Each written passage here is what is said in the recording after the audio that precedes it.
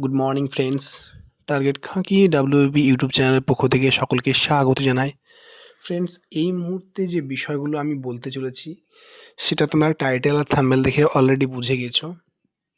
তোমাদের EWS candidates অর্থাৎ 5 জন candidates তারা কেস করেছে। কেন কেস করেছে সে বিষয়ে বৃত্তান্ত বলবো, এবং কলকাতা পুলিশ প্রিলিমিনারি রেজাল্ট কবে দিতে পারে তোমাদের এক্স্যাক্ট, এবং 3 নাম্বার হচ্ছে ডাব্লিউপি কনস্টেবলের রেজাল্ট কি এ মাসেই পাবলিশ হবে। আর 4 নম্বর যে বিষয়টা সেটা হচ্ছে ডাব্লিউবি এসএসসি গ্রুপ সি এর কাট অফ কত যেতে চলেছে।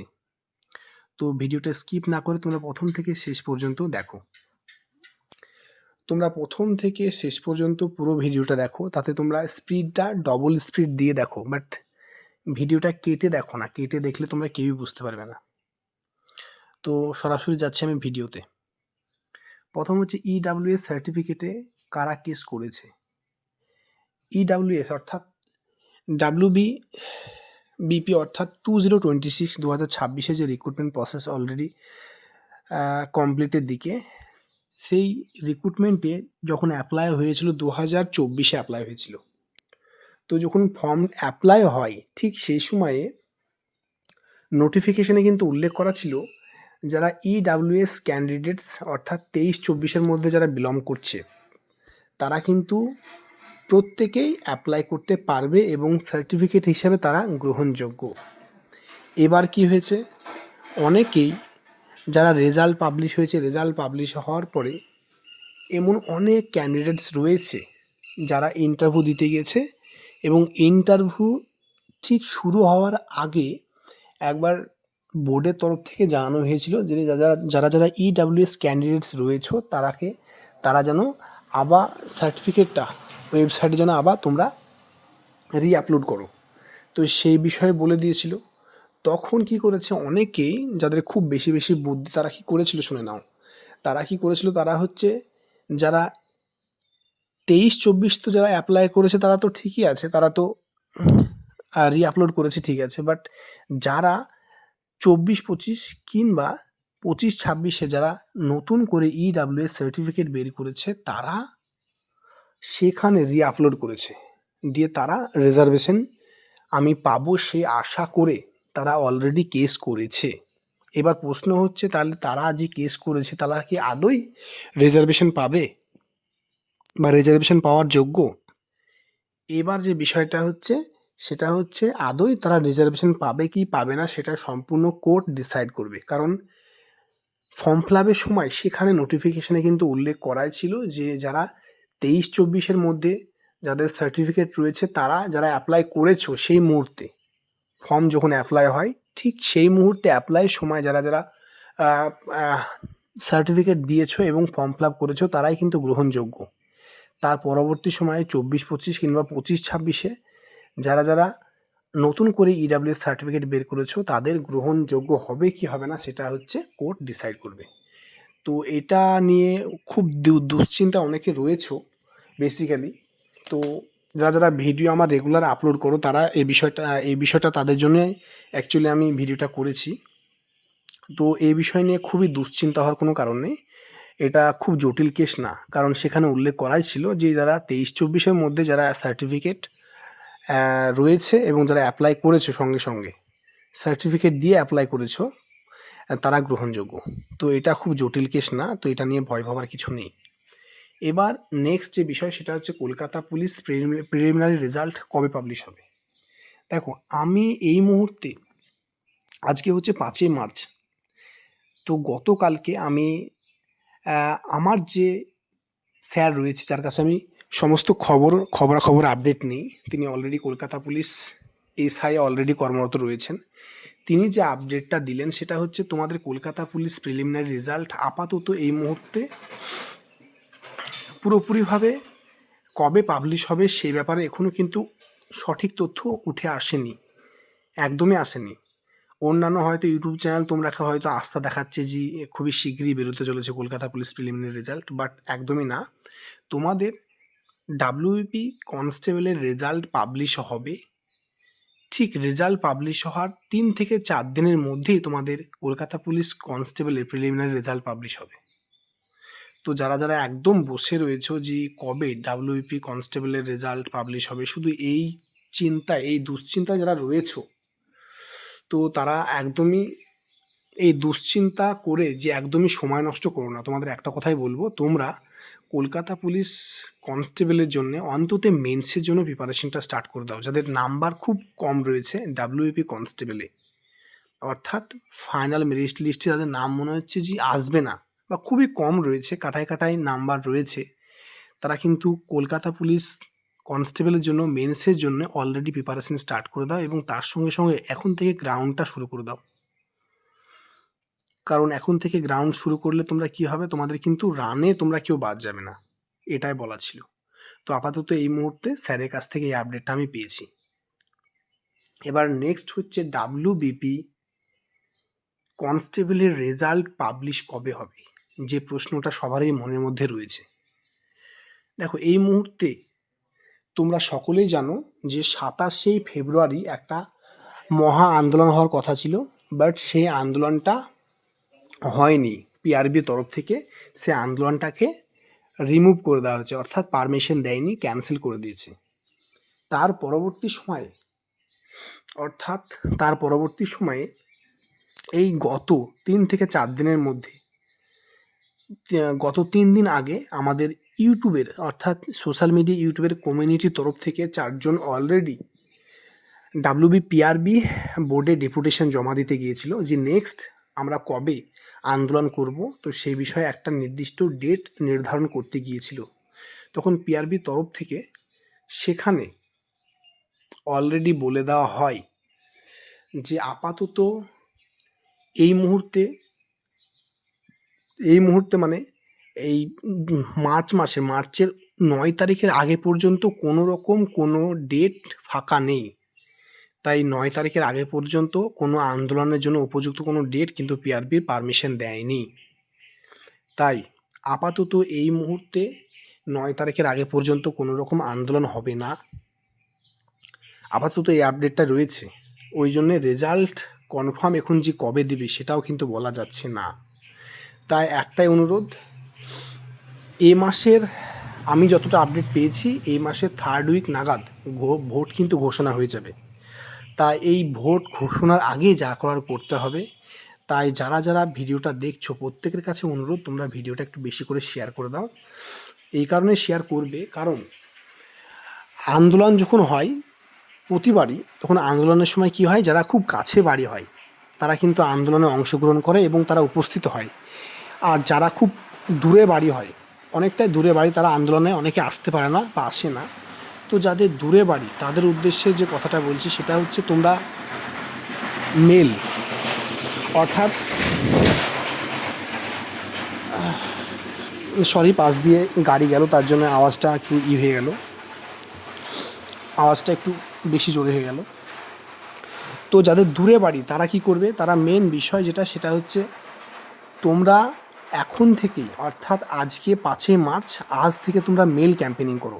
এখানে কি কি বিষয় তোমরা উল্লেখ করবে সেটা হচ্ছে, কলকাতা পুলিশ কেপিএসআই, অর্থাৎ কেপিএসআইয়ের মেন্সের রেজাল্ট পাবলিশ, এবং ডাব্লিউবিপি এসআইয়ের মেন্সের রেজাল্ট পাবলিশ, তার সঙ্গে কলকাতা পুলিশ প্রিলিমসের result publish, WBP new vacancy এবং ডাব্লিউবিপি কনস্টেবল 2026 2026-এর ফাইনাল মেরিট লিস্ট পাবলিশ করতে হবে। এবং নিচে তোমরা উল্লেখ করবে রেজাল্ট চাই, এটাই তোমাদের মেন স্লোগান হবে। তো তোমরা বাড়িতে বসে অন্তত তোমরা এই কাজটা করো, মেল ক্যাম্পেনিংটা করো, তোমাদের কাছে এটাই অনুরোধ রইল।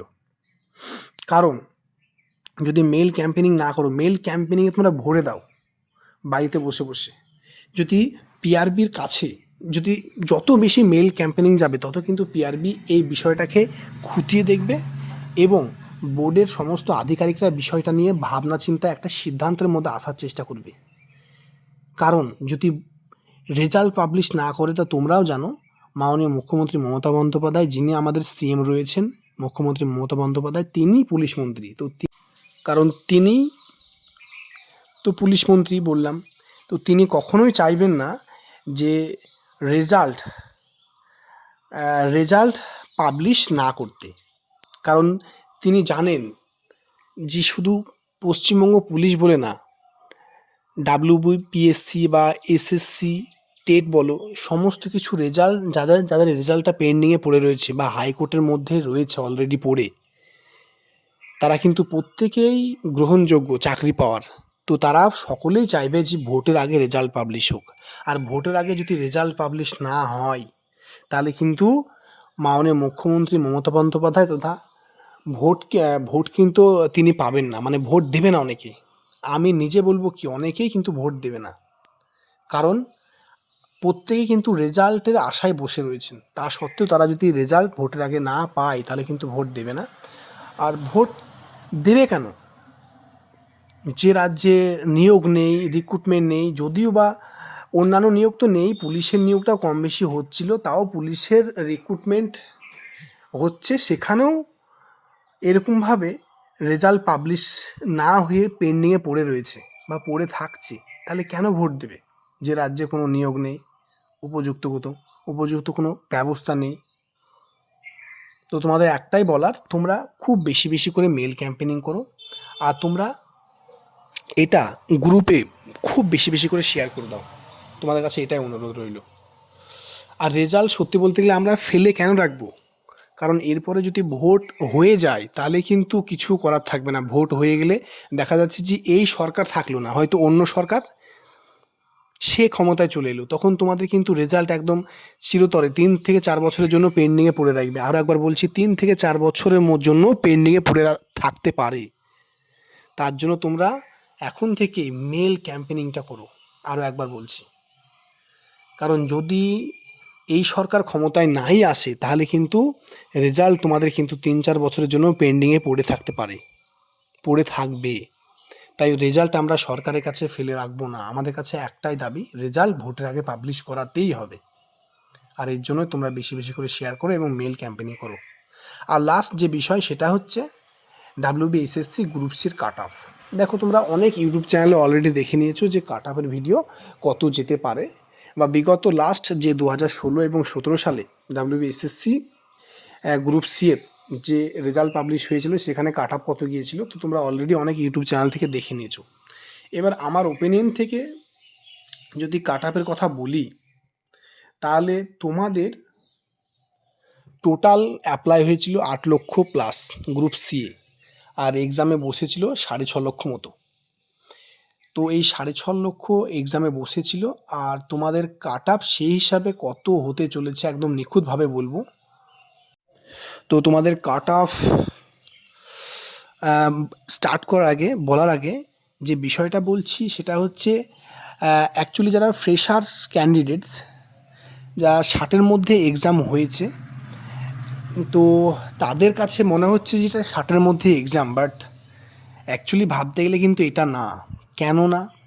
কারণ বেসিক্যালি ইউআরদের জন্য আরও বলছি, যারা ইউআর রয়েছে তাদের জন্য বলছি। কেন বলছি? কারণ ইউআরদের কাট অফ কত যেতে চলেছে।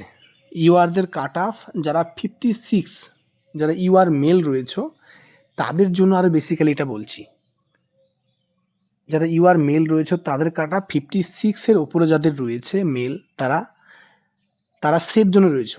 কেন সেফ জোনে রয়েছে বলছি? কারণ তোমরা জানো যে এক্সট্রার একটা বোনাস রয়েছে। এই বোনাসটা কাদের? তাহলে এই বোনাসটা হচ্ছে যারা অলরেডি সার্ভিস করতেন বা স্কুলে কর্মরত ছিলেন, তাদের জন্য এক্সট্রার বোনাস বা এক্সট্রার যে 5 নাম্বার রয়েছে তাদের জন্যে। ওই জন্যেই কাট অফটা কিন্তু একটু হাই চলে যাবে প্রত্যেকটা ক্যাটাগরি ওয়াইজ। বেসিক্যালি সবচেয়ে হাই যাবে বেশি, সেটা হচ্ছে ইউআরদের। তো যারা যারা ইউআর রয়েছে তারা 56-এর ওপরে যারা রয়েছে তারা সেফ জোনে রয়েছে।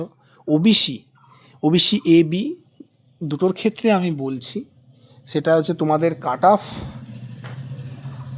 যেটা যাবে সেটা হচ্ছে 54। যাদের 54 এর ওপরে রয়েছে ওবিসি এ বি মেল, তারা সেফ জোনে রয়েছে। এবং এসসি যারা 53 রয়েছে, অর্থাৎ 53 মতো, তারা প্রত্যেকেই সেফ জোনে রয়েছে। এবং এসটি যারা 52 রয়েছে কাস্ট ওয়াইজ, তারা সেফ জোনে রয়েছে। এবং তার পাশাপাশি ইডাব্লিউএস যারা রয়েছে, যাদের 50+ অর্থাৎ 50-এর ওপরে রয়েছে তারা প্রত্যেকেই সেফ জোনে রয়েছে। তো এটাই হলো মেলদের কাট অফ। এবার হচ্ছে ফিমেলদের কাট অফ। যারা ফিমেল রয়েছে তাদের কাট অফ, যাদের 55 রয়েছে, 54 থেকে 55 যাদের কাট অফ, যাদের নাম্বার রয়েছে তারা একটা সেফ জোনে রয়েছে। এবং ওবিসি এবি ফিমেল যারা 52 থেকে 53 মধ্যে নাম্বার রয়েছে সেফ জোনে রয়েছে। এবং যারা এসসি 51 থেকে 52 এর মধ্যে কাট অফ রয়েছে সেফ জোনে রয়েছে। এবং যারা এসটি যাদের 50 রয়েছে অর্থাৎ 50 তারা সেফ জোনে রয়েছে। এবং ইডাব্লিউএস যাদের 48 রয়েছে ফিমেল তারা প্রত্যেকেই সেফ জোনে রয়েছে। তো তোমরা এখন থেকেই তোমরা টাইপিং টেস্ট স্টার্ট করে দাও, কারণ তোমরা ভাবছো যে যখন রেজাল্ট পাবলিশ হবে তখন আমরা কিছুদিন টাইপিং করে আমরা একদম ইন্টারভিউ একদম সরাসরি টাইপিং টেস্ট করে আমরা টাইপিং টেস্ট দেখিয়ে দেবো, দিয়ে আমরা হয়তো কোয়ালিফাই করে যাব। কিন্তু এটা ভুল ভাবনা। তো এখন থেকে টাইপিং করো। আর এটা তো জোন ওয়াইজ কাটা যাবে, এটা তোমাদের বলে দিলাম। তো তোমাদের বলেই দিলাম যাদের যাদের এর মধ্যে স্কোর রয়েছে অর্থাৎ নাম্বার রয়েছে তারা প্রত্যেকে এখন থেকে টাইপিং করো, কারণ টাইপিং টেস্টটা যে 2-4 দিন করবো আর 2-4 দিনের মধ্যে 2-4 দিন টাইপিং করলেই যে আমার হাতের স্পিড বেড়ে যাবে এটা কিন্তু ভুল ভাবনা। কারণ এটা হচ্ছে রেগুলার বেসিসে প্র্যাকটিস। যার যত প্র্যাকটিস থাকবে এখন থেকে যদি প্র্যাকটিস করো তোমরা যথেষ্ট হাতে কিন্তু টাইম পাবে, কারণ এখন রেজাল্ট পাবলিশ হতে এখনও বেশ দেরি রয়েছে। তো এখন থেকে তোমরা ভালো করে টাইপিং টেস্ট করো। আর টাইপিং টেস্টে একটা যথেষ্ট ভালো মার্কস রয়েছে, এটাও তোমাদের বলে দিলাম। যে যত দ্রুত টাইপিং করতে পারবে সে তত বেশি স্কোর পাবে। তো এটাই বলা ছিল। আর আপাতত এটা আপডেট ছিল তাই ভিডিও বানালাম। আপডেট ছাড়া আমি ভিডিও বানাই না। তো দেখা হচ্ছে নেক্সট ভিডিওতে। জয় হিন্দ, জয় ভারত।